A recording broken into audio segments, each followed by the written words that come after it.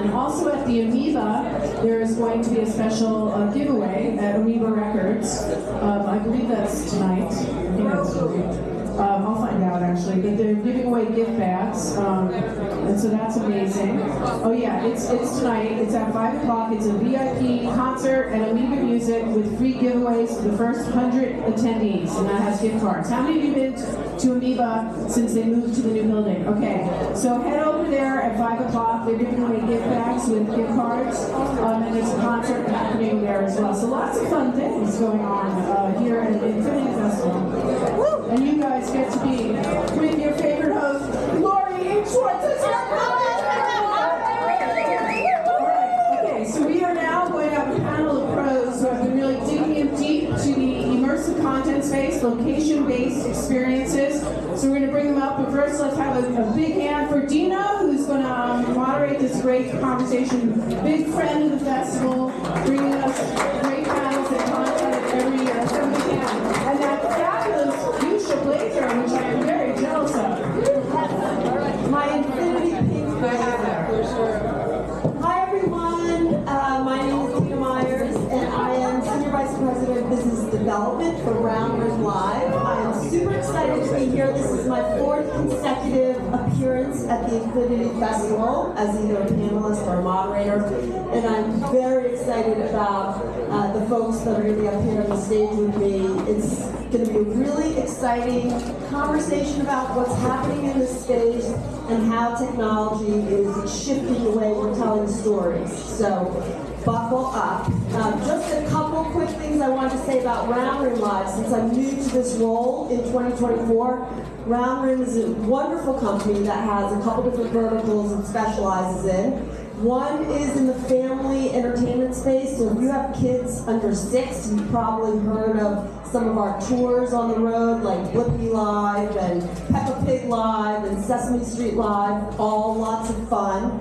But we're also in the experience and exhibition space, and that which had traditionally lived in museums and science centers is now increasingly in commercial venues because of the influx of interactive and immersive components and technological components to these exhibitions. So just by way of example, our big initiative right now is the F1 exhibition in partnership with Formula One, and we've got multiple units. A unit just have an incredible 5-month run in Toronto, and that is on its way down to Latin America. We have another unit in London, so if you're going to be in London in the next 4 or 5 months, you should go check it out.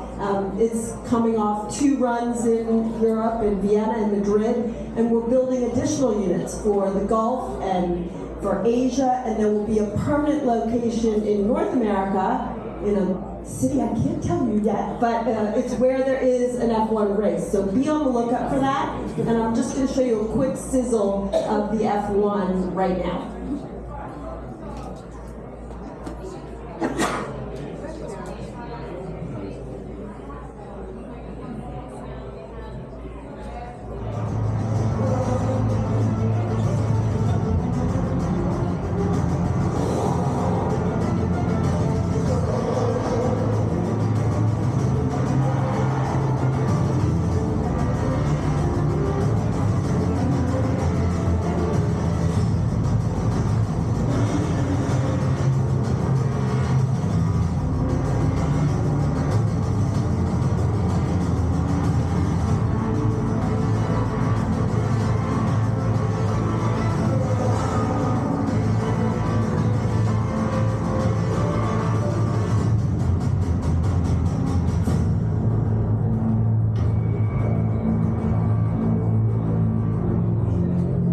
Okay, thank you. So now, without further ado, I'm going to bring up my panelists. You guys can all come out at once, and then I'll introduce you. Each of them are going to show you a little sizzle as well before we jump into a conversation.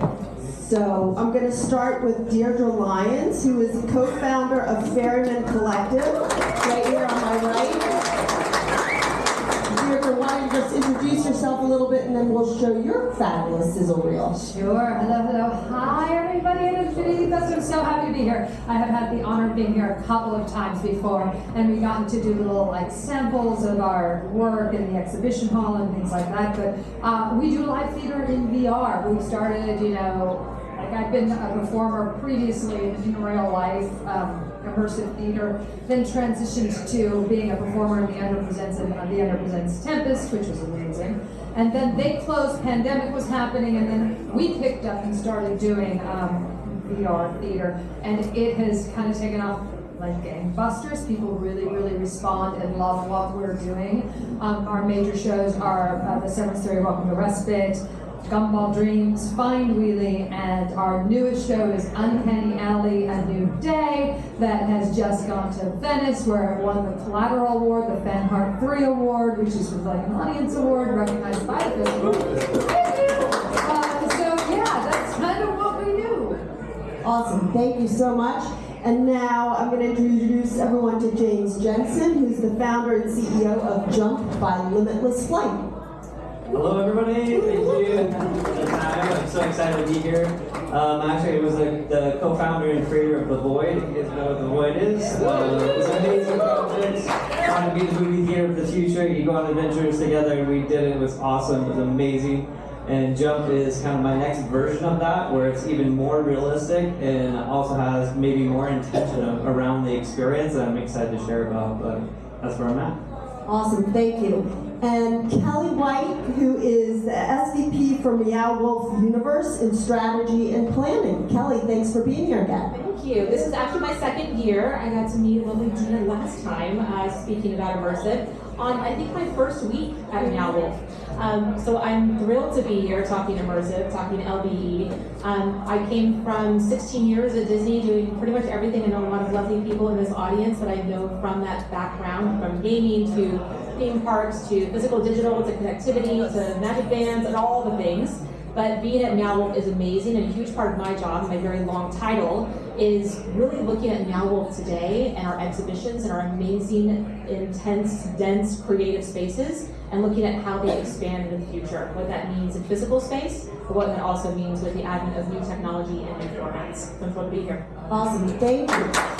So before we jump into some questions, I'd love to show each of their sizzle reels. And I'm asking someone from the Infinity Festival, should I have James move? Is it going to be? Yeah. Okay, James, why don't you stand to the side? Why do you stand? Am I the one too? And let's start by playing Deirdre's sizzle reel from Ferryman Collective.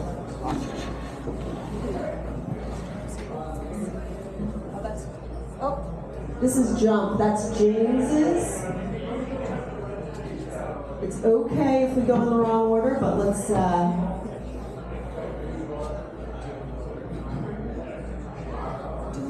Good shout out to my niece Julia, who is an intern at Infinity, playing these clips. It should be listed under Ferryman Collective and then my name. There we go. In under 4 years, Ferryman Collective has soared to the pinnacle of VR theater, garnering critical acclaim, sweeping prestigious awards, and being heralded at the world's top festivals from Tribeca to Venice. With accolades like Best Narrative Experience and Outstanding Achievement in Live Virtual Reality Production, Ferryman Collective has captured audiences' imaginations worldwide and firmly established themselves as leaders in the evolution of theater in the digital age. Imagine stepping into the shoes of Alex in Welcome to Respite and navigating the labyrinth of memory, or embarking on a journey with an ancient alien in Gumball Dreams to explore themes like life's fleeting beauty among the stars. Maybe you will join the Find Wheelie team and dive into a narrative that challenges your allegiance, asking you, will you preserve memories or shatter illusions? Welcome to a new frontier of storytelling, where the age-old art of theater is reborn in the digital realm, where every seat is the best seat in the house, and the stage is as vast as your imagination. This is VR Theater, brought to you by Ferryman Collective.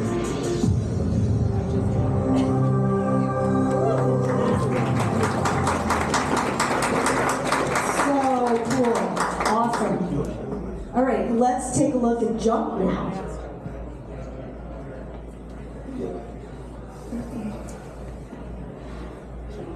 I've had people ask me to push them off the edge, and I absolutely not. You have to make the decision to jump. We're trying to make this organic and as real as possible. I want to experience what Marshall has. I want to experience what these professional athletes have. So I want to be completely authentic. Okay. 3, 2, 1, go!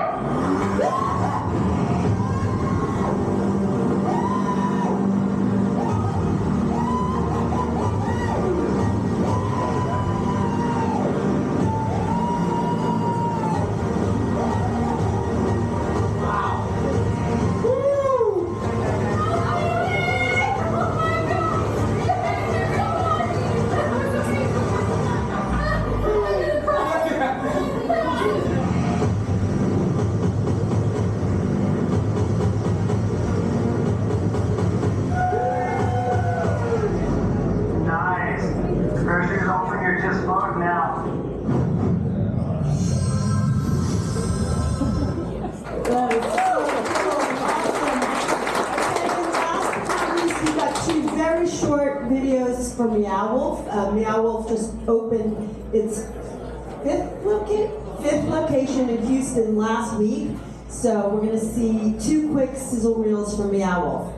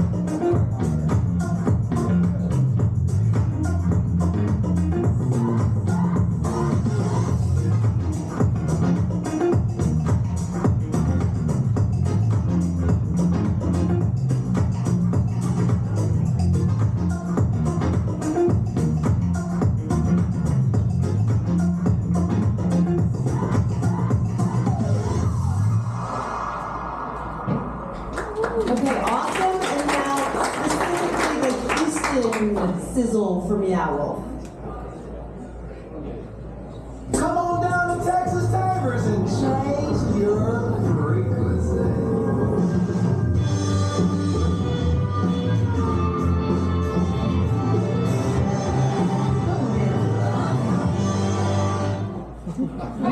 Awesome. Okay, great. Always a bit of humor in there, you know? While we're getting reorganized up here, just show of hands, how many of you have seen one or more of these in real life? Okay, good. So we got some real immersive fans in the house. Fantastic. I want to start off with Kelly, since this is very exciting, having just opened another one. My question is about how these technologies are evolving, both AR and VR. Where do you see the most significant opportunities for blending physical and digital worlds in a way that really enhances location-based entertainment? Yes, absolutely. So I hope you got a flair if you don't know who Meow Wolf is and what we do and what we stand for. We are very much about breaking rules. I tell a funny story, and I'll keep it very short, which is I'm a rule follower by nature. My husband is not, so I let him go first, and I figured if it's safe, and then I will follow. When I came to Meow Wolf, I had to very quickly embrace, and it was actually fun to embrace, breaking rules. You're crawling under things, you're opening doors, you're pushing buttons, you're doing all the things that as adults we're kind of taught not to. And then I went to a Team Lab experience, amazing, by the way, love Team Lab. But I went into it, and I saw a big red button on the wall, and I thought, well, naturally, I should push this button. No, I should not push that button because it is not the same experience. But it's really the invitation to think differently, to play differently, to explore differently. That comes through in everything that we do in our very physical, tangible, real environments. And when I think about the advent of AR, VR, mixed reality, incorporating apps and screens into our experiences, we are very thoughtful about bringing that spirit into those experiences, but also differentiating them. They should feel different. They should have a different purpose, a different statement. They should offer something unique that you're not going to get in our physical real environments. And I'll give a quick example, which I'm very proud that last December, the team did their first VR collaboration with Walkabout Mini Golf with the Mighty Coconuts team. Fantastic. If you haven't played it, please do go check it out. They also just launched their mobile version in October, so you can check it out on either headset or device. But what we didn't do with that collaboration was try to take a replica of the world that we did, which is Numina in Conversion Station in Denver. We didn't want to do a one-for-one replication. It wasn't about cloning this real environment, but instead imagining what might this environment do, feel like, be like in a digital world, in a virtual world. So we broke the rules. We broke the rules of mini golf. If you want to know, go play it, you'll find out. We turned it upside down in a way that you can only do in VR, but to allow the fans of Meow Wolf and maybe the new fans of Meow Wolf to go into our world and interact with our worlds, our characters, and our creatures in ways they can't, but maybe might invite them back into our real world to see it through different eyes. Yeah, it's so interesting. And I think what's so unique about Meow Wolf is how it really does integrate art in a more traditional sense and then art in a technological sense. And that's something you seem uniquely able to do at Meow Wolf. Yes, absolutely. And I always like to say that when you go through any of our physical exhibitions, the hand of the artist is very present. And it doesn't matter if it's a very dense world with lots of things on the walls and the floors and the ceilings, or if it's a more sparse space that's more interactive and more about visuals or lights or sounds. The artist is always there, and there's always a statement, there's always a story, there's always a presence of the artist and the hand of the artist in anything that we do. And you'll see that both where the technology is visible as an invitation to play, or where it's just being in a space that invites you to feel like you're in another world, that you've entered this new space and new environment. Awesome. So I want to move over to James for a second. And as we're seeing more and more of these kinds of experiences come online, what you're doing is really spectacular. And how do you make sure that when people come away from a jump experience, they're really more than just the thrill of it, they're really taking away sort of a life-changing moment? How do you give that sort of direction to the audience, or how do they take away from the experience in the way you hope for them to? Yeah, thank you for that question. I just also wanted to add, I've been to Meow Wolf, it's awesome, and I can't imagine like VR and AR being able to kind of unlock, because it's already very interactive, but being able to unlock the ability to maybe hang out with some of these characters or do some things and have some different adventures. So I think that is going to be awesome. I think on the lines of like really creating something, I think we're early on in that stage of understanding like what kind of mechanics in virtual reality can yield a result that we want. But you know, when I did the Void, I always loved when people came out like, that was the best experience I've ever had. That wasn't even virtual reality, and it was the best experience I've ever had in my life. And that was awesome, and I love that. I love hearing people say that. But I think what I'm more interested in not that it's the best experience of my life, but that experience changed me in this way, and I think that is really special. And if we can give people the right tools inside of a virtual reality environment, I believe we can actually make a transformational experience and not just a entertainment experience. Yeah, that's amazing, a transformational experience. And so what we're going to see from you moving forward is going in that direction, I take it?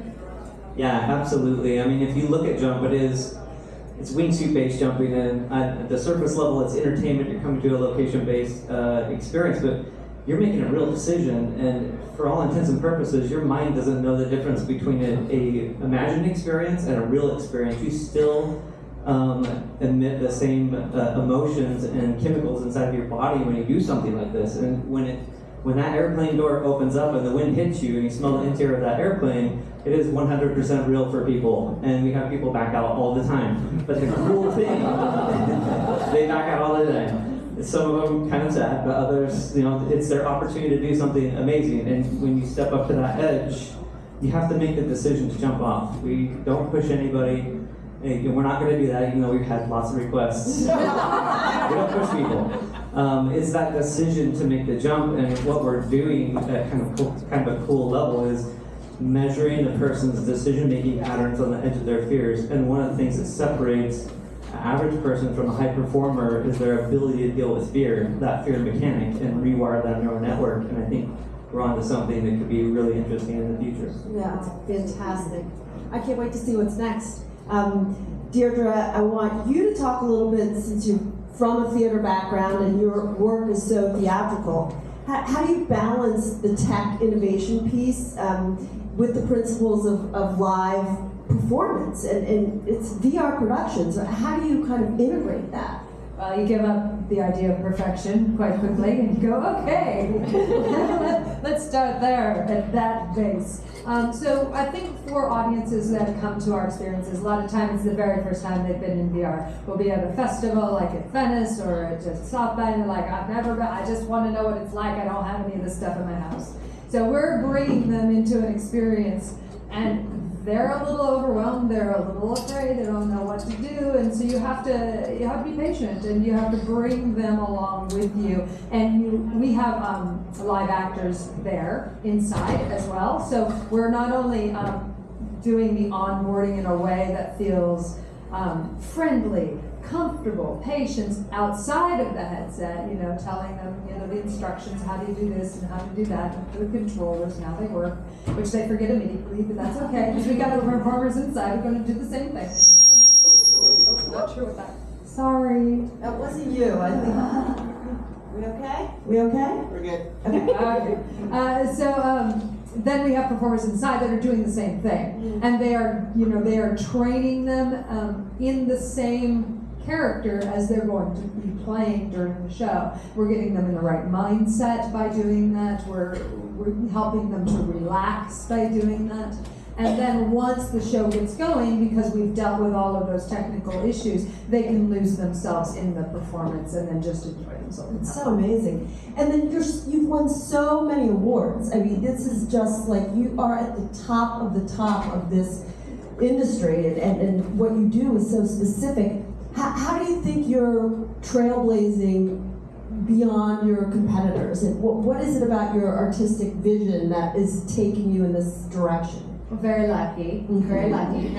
But I think it's the human connection. So as I was saying when I was first talking, when I'd started in IRL immersive theater. So I had been as a performer and as an audience member sort of training in this space. And then when we just took that into VR, and our stuff is very heart-centered, so there's always an emotional base to the piece, even though we go off the canvas to other places. And then we give them an experience that they can't have anywhere else, right? So we gave them, so for example, Welcome to Respite. We have a very emotional experience where it's a child who's been away from their parents, staying with their aunt for a while, coming home. They're now in an avatar the size of a 7-year-old child, which they haven't been ever since they were 7. And then their adult parents are coming in full of love and excitement to see the kid, and just this loving experience. And then we give them that sort of heart-based experience in a way that they've never experienced before, and then we add spectacle on top of that. When they go into the bed to go to sleep, we stretch the house, and the monster comes out of the closet. It's heart-based work with awe and spectacle on top. That is wonderful. Great answer. Thank you. Going back to James, I want to talk a little bit about how all these advancements we're seeing in technology, certainly in AI, which is a big theme of this conference, but also real-time biometrics, which you might want to explain what that actually is. And how are these technological developments transforming what your participants are experiencing in these incredible, unique experiences that you've created?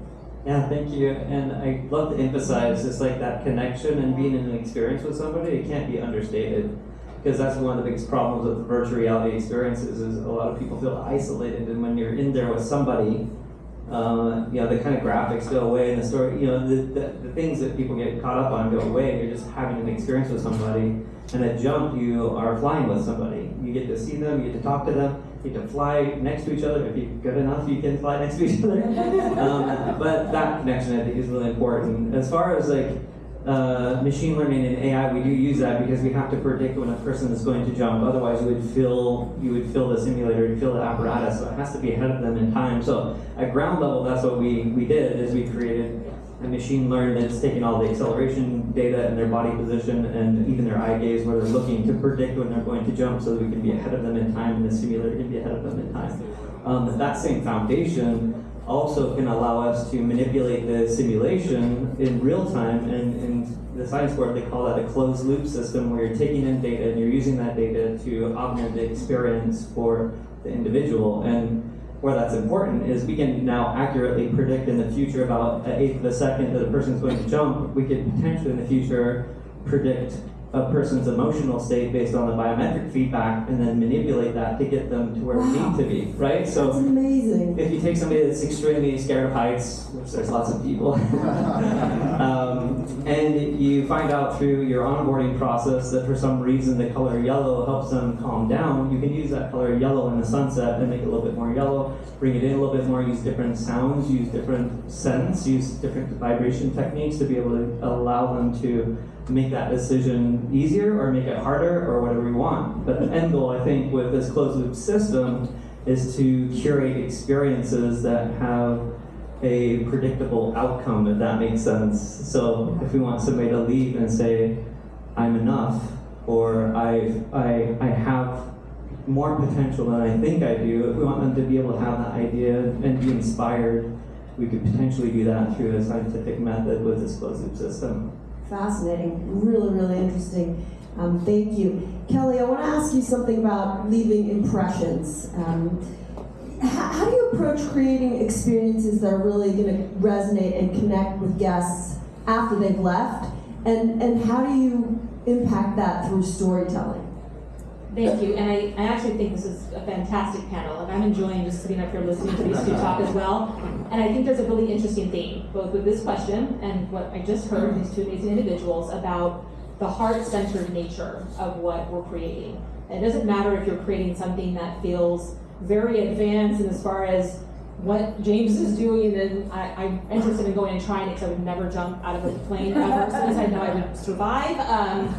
But even, Deirdre, your work and what you're doing and really reimagining theater. But both of what you have said has really kind of focused on what, in this question, and what is the spirit of Meow Wolf, which is we're not creating stories just for the sake of a business to have a moment in time and go about your business. Meow Wolf at the core, we are about reality. And again, a lot of things I've said about the portals of possibilities. And we open the portals of possibilities to make the world a better place. And that is not about escapism, and it's not about fantasy, but it's about coming in our world and seeing yourself in our world, seeing yourself in our stories, seeing yourself in our characters.